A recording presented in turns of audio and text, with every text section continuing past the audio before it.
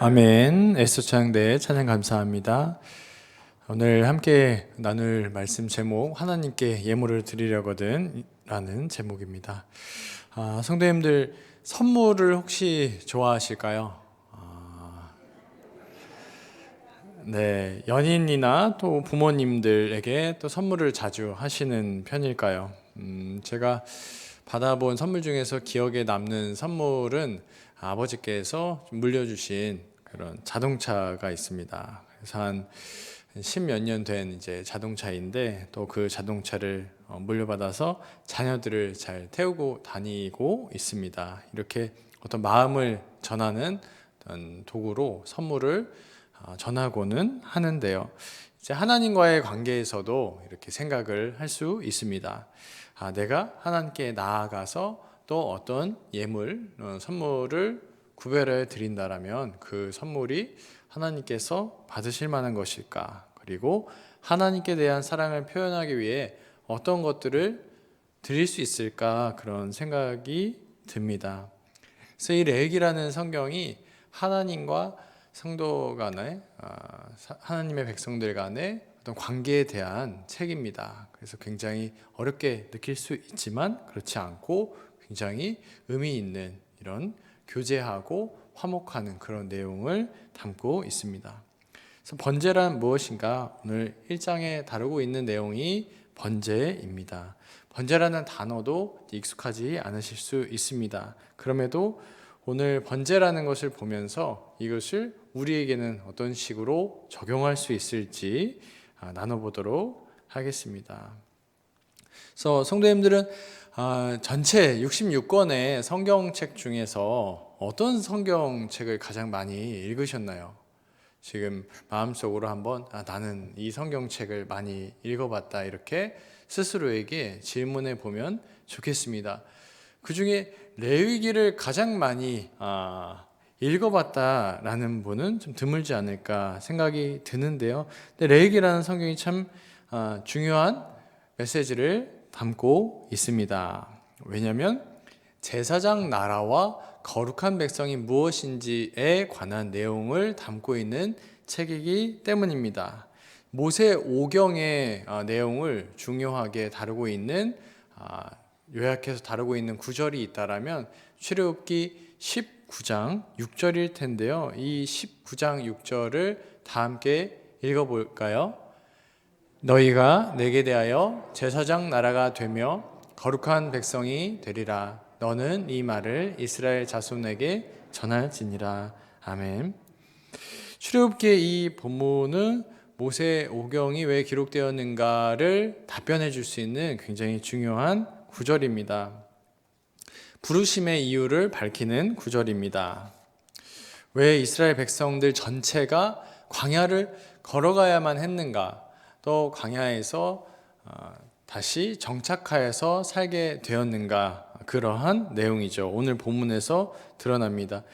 제사장 나라, 거룩한 백성이라는 것이 하나님 나라의 백성이 순결한 신부로 거룩하게 사는 것에 있습니다. 그만큼 레위기는 하나님과 이제 이스라엘 백성들의 관계, 그 거룩함, 이 순결한 신부로 살아가는 것에 초점을 두고 말씀을 기록하고 있기 때문에 우리에게도 이 말씀이 의미가 있는 것입니다.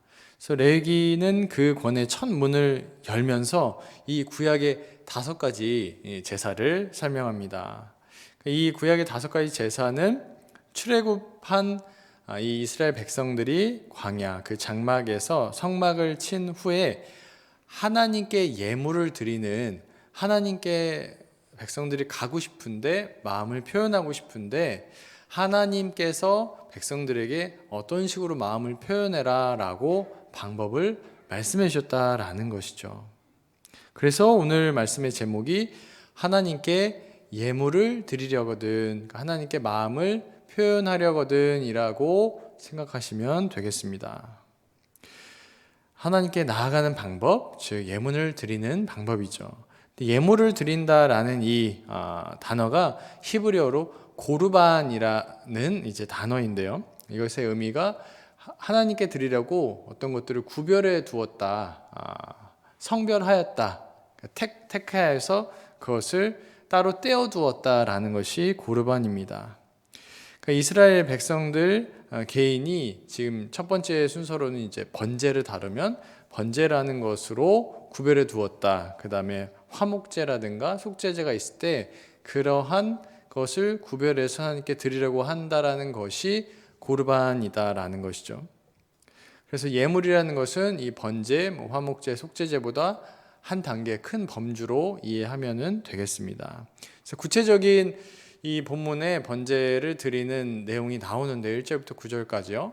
이것을 다 다루지는 않고 특별히 이 예물을 드리려는 사람, 제사장이 아니라 이제 예물을 드리려는 사람의 역할에 초점을 맞춰서 다루도록 하겠습니다.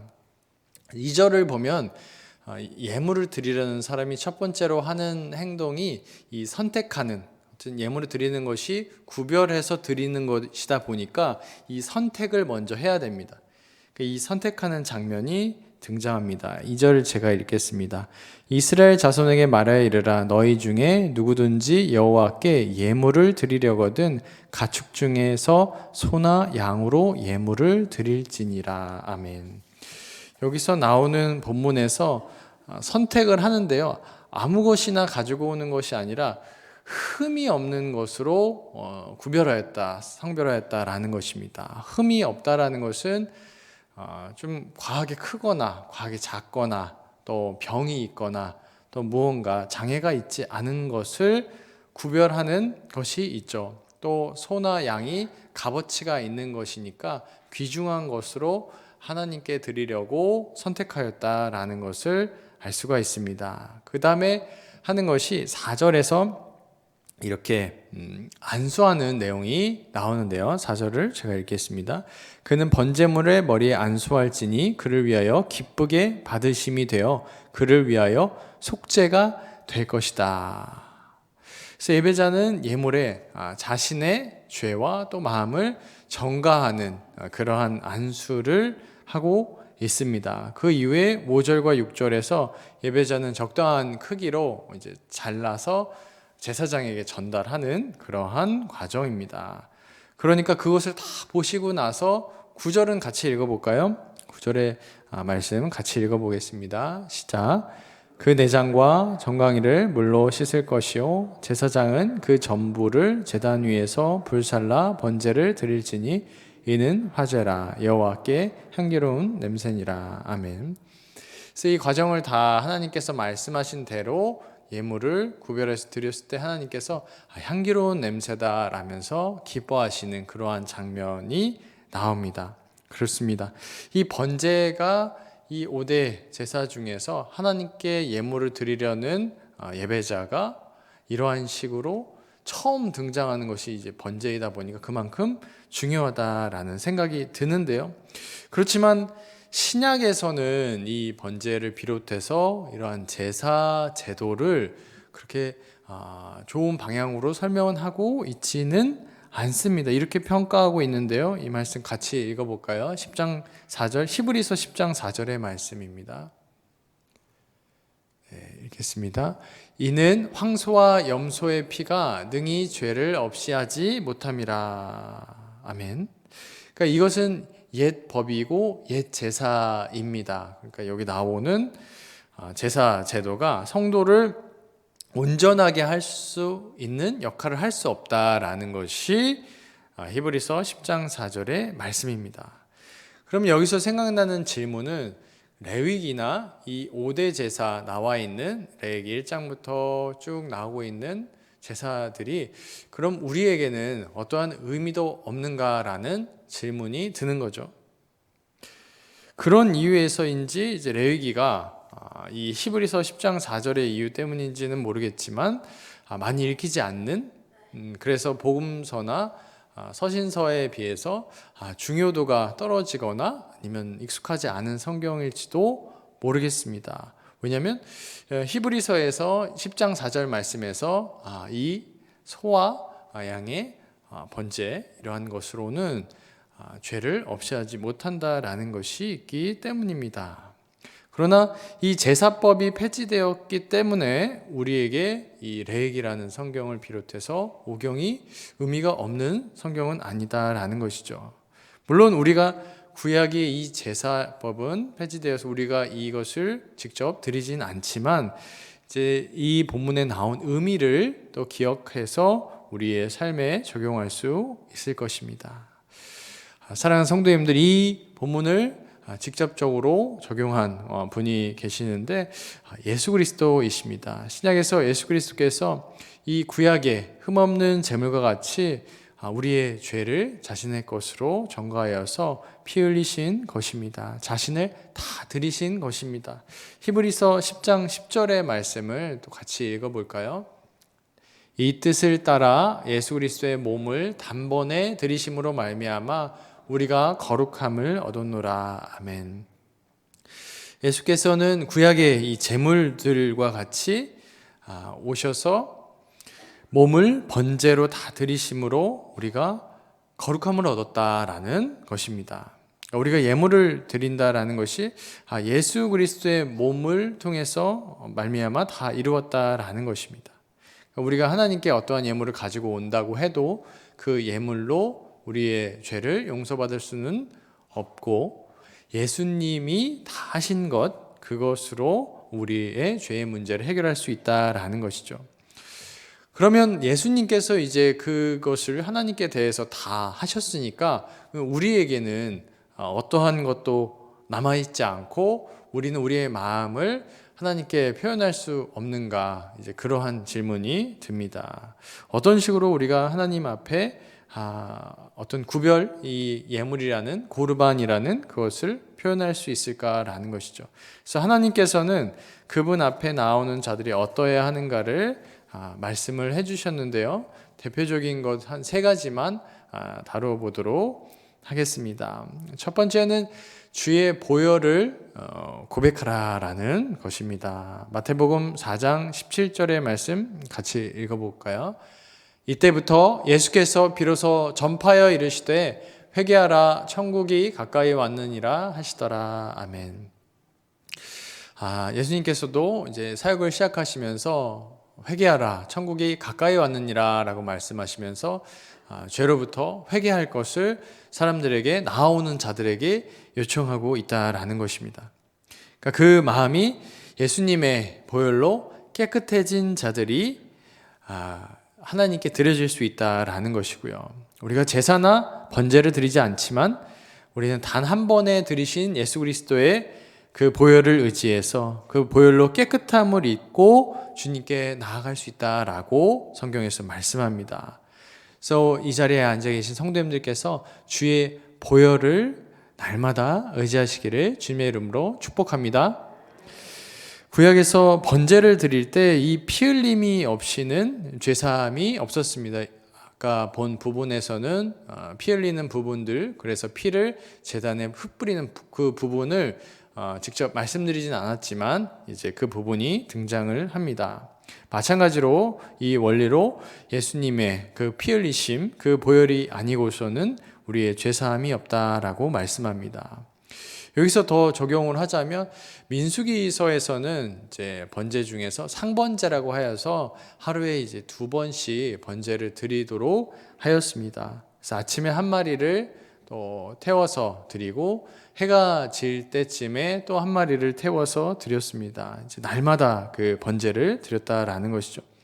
마찬가지 원리로 그리스도인 역시 이 죄의 용서를 두고서 날마다 회개할 것, 매일의 회개가 필요하다라는 것을 말씀의 원리에서 발견할 수 있습니다. 그래서 구약에서도 이 번제로 어떠한 예식이 시작된 것과 같이 신약에 우리가 예배 시에 이 죄의 용서와 우리 마음을 예수님 앞에, 예수님의 십자가 앞에 나아갈 것을 요청하고 있다라는 것입니다. 아까 서두에 말씀드렸듯이 레위기는 관계의 책입니다. 하나님과 성도님들 간의 관계를 어떻게 해나갈 것인가라는 책이죠. 어떤 사람과의 관계에서도 참 어떤 사람과 잘 지내다가 틀어지는 경우가 있잖아요.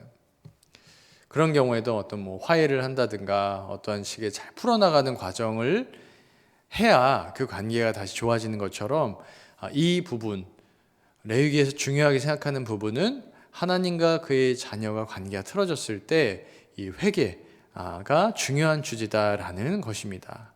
그러므로 성도가 일상에서 매 시간이 될 수도 있고 매 분이 될 수도 있고 매일매일 죄의 용서를 두고 예수 그리스도의 이름으로 예수님의 피를 힘입어서 하나님 앞으로 나아가야 한다라는 것이 이 구약의 예배자가 번제를 드리려고 그 예물을 성별하고 죽이고 또한 잘라서 제사장에게 드리는 것과 같이 동일하게 그러한 모습으로 우리가 우리 가운데 죄의 용서를 두고 하나님께 나가야 된다라는 말씀을 합니다. 죄의 고백이 왜 중요한가? 초대교부인 성 어거스틴은 고백록에서 이렇게 말합니다. 제가 그 부분은 약간 인용을 해서 말씀드리겠습니다. 당신은 내 영혼의 지극히 깊은 곳까지 치료해 주시는 의사입니다.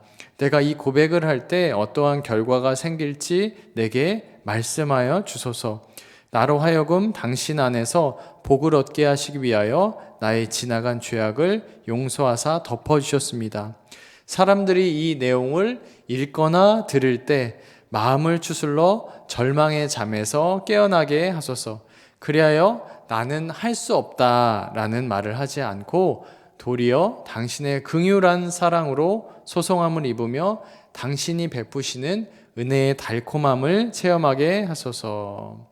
이렇게 어거스틴은 자신의 상황도 이제 죄를 고백하고 또 이 책을 기록하면서 많은 사람들이 자신의 죄 때문에 하나님 앞에 나오지 못하는 일이 없도록 자신의 예를 들어서 하나님 앞에 나와서 용서를 구하십시오라고 말하고 있다라는 것입니다.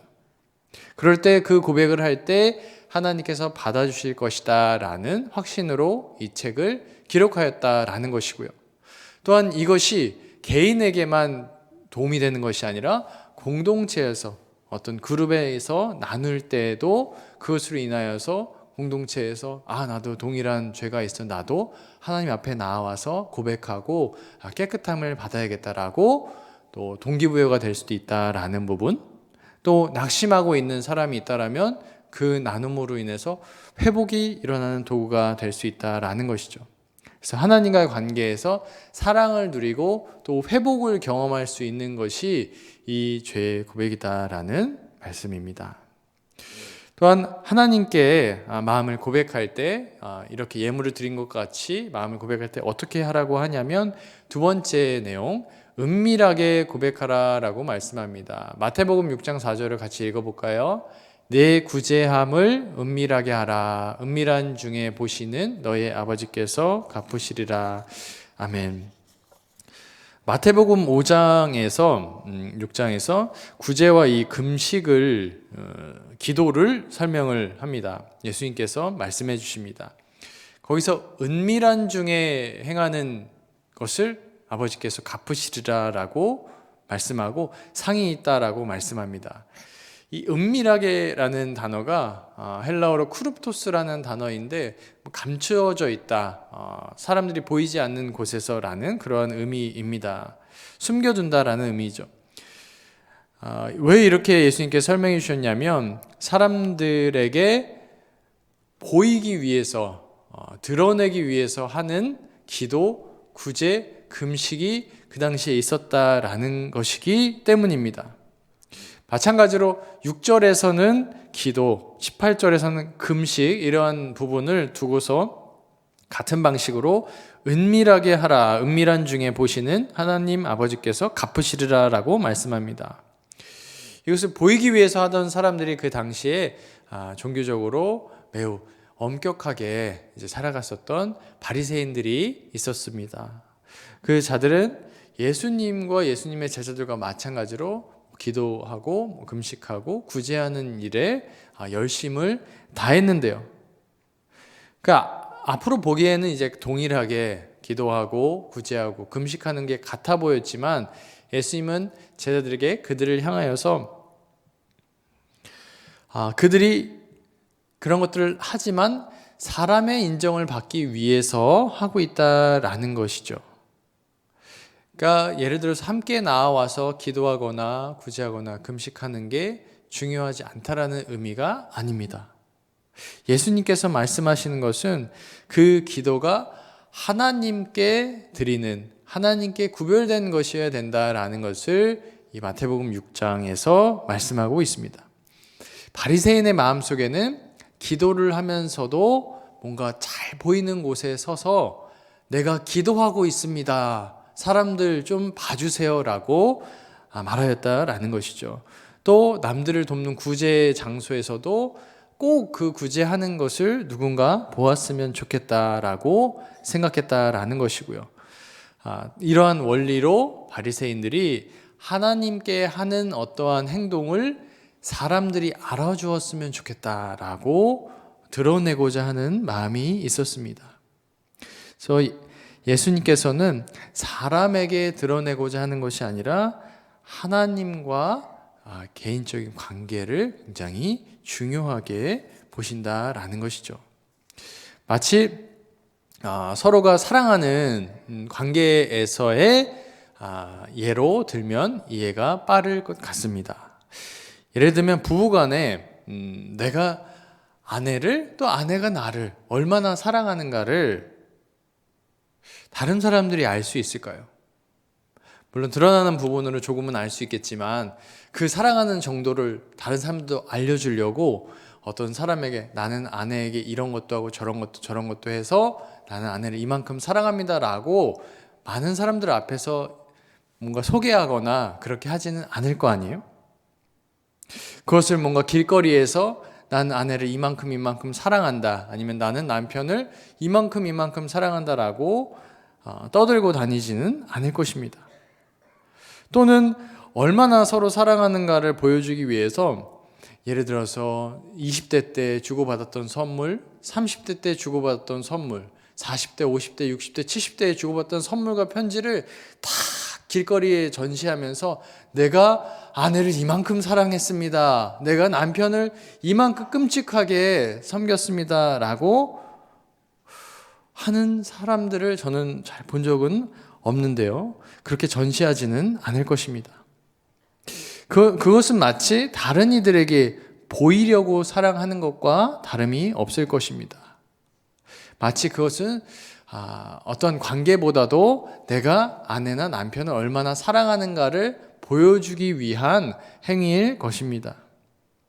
그래서 하나님께서는 다른 이들에게 보이려고 사랑하는 것처럼 기도와 구제와 금식이 사용되기를 원하지 않는다라는 것이죠. 그것이 연기가 되는 어떠한 보여지는 것이 되는 것이 아니라 이 중심을 보시고 은밀하게, 사적으로 또 하나님과 긴밀하게 친밀한 어떠한 그러한 부분을 원하신다라는 것을 마태복음 6장에서 말씀하십니다. 마지막은 세 번째는 물질로 하나님께 고백하라라는 것인데요. 마태복음 6장 21절도 같이 읽겠습니다. 내 보물이 있는 그곳에는 내 마음도 있느니라. 아멘. 이것이 하나님께 예물을 드릴 때, 어떠한 마음을 구별해서 드릴 때의 가장 중요한 부분, 마지막 세 번째라고 할 수 있습니다.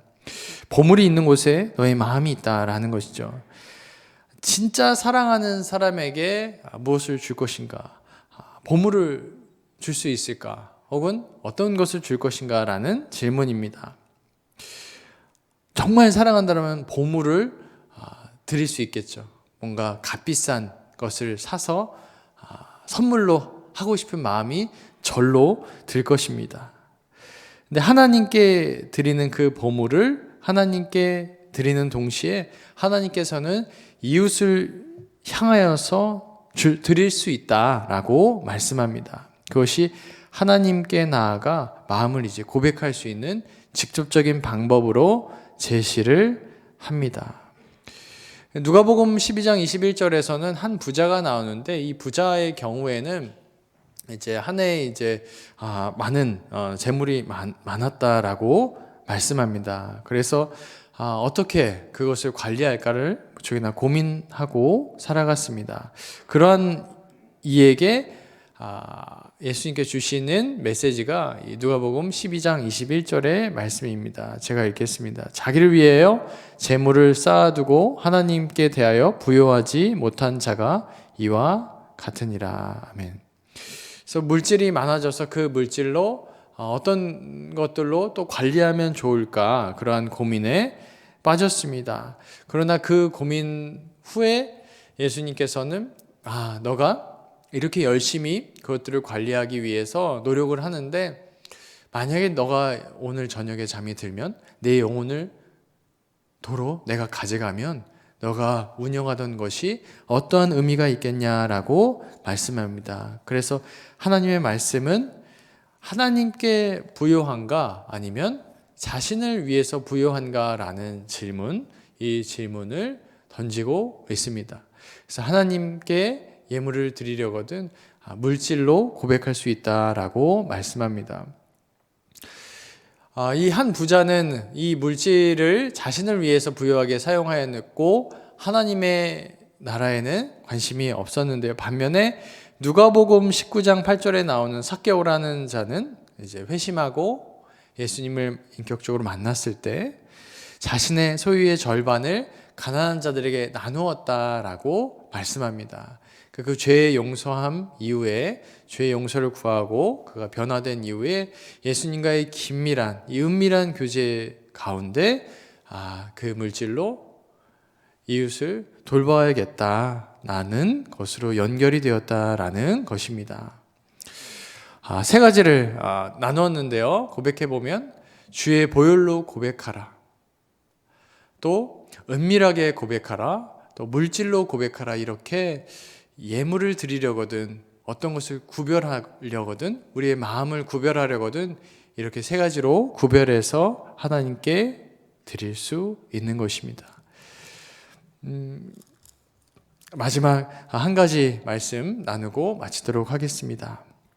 1892년 당시 32살의 나이로 조선 땅을 밟았던 선교사님이 있었습니다.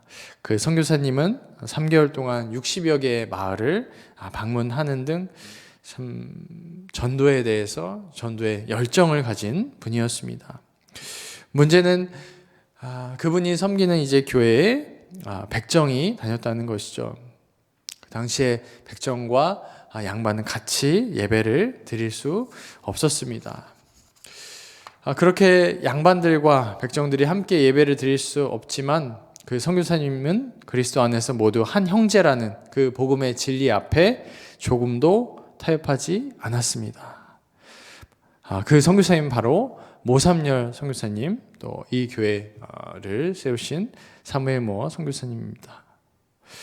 그래서 그리스도의 보혈 앞에서 한 개인, 이렇게 선교사님이라는 한 분이 변화하였고, 또한 그 보혈을, 그 소중함을 번제로 드린 그 보혈을 전하기 위해서 하나님께 부여한 자로 그를 번제로 드렸다라는 것입니다. 이 한 개인 선교사님의 삶을 또 번제로 드리며 다 하나님께 드리는 것이 또한 다른 생명들을 또 살리고 이 자리로 부르셨다라는 것을 기억할 때 우리 사랑하는 성도님들께서 성도님들의 인생과 마음과 또 물질까지 하나님께 부여한 자로 다 드리시기를 주님의 이름으로 축복합니다. 기도하겠습니다. 하나님 앞에 부여한 자로 나아가길 원합니다. 보혈의 은혜를 기억하길 원합니다. 은밀하게 주님께 엎드리길 원합니다. 하나님께서 형제에 대한 사랑으로 하나님 나라를 이루어가기를 원하는 메시지 주심에 감사드립니다. 하나님의 사랑을 기억하며 독생자 예수 그리스도를 보내주셔서 그를 번제로 드린 것 같이, 그 몸을 드린 것 같이 또 우리 또한 죄의 고백으로 하나님 앞으로 나아가기를 소망합니다. 또한 우리의 마음을 은밀하게 주님께 고백하며 우리의 마음을 다 올려드리기를 원합니다. 또한 물질로 하나님께 우리의 마음을 고백하며 또한 어려운 이웃을 돕는데 우리의 마음과 몸을 사용하여 주시옵소서. 우리를 통해서 또한 새로운 시작하는 이들이 있기를 소망합니다. 이 교회를 세운 목사님의 또 기도와 헌신에 이 교회가 세워졌듯 우리 사랑하는 성도님들을 통하여서 많은 새로운 영혼들과 새로운 이들이 또한 복음의 빚진 자 되어 살아갈 수 있는 복음의 통로 되기를 소망하오며 모든 말씀 예수님 이름으로 기도드립니다. 아멘.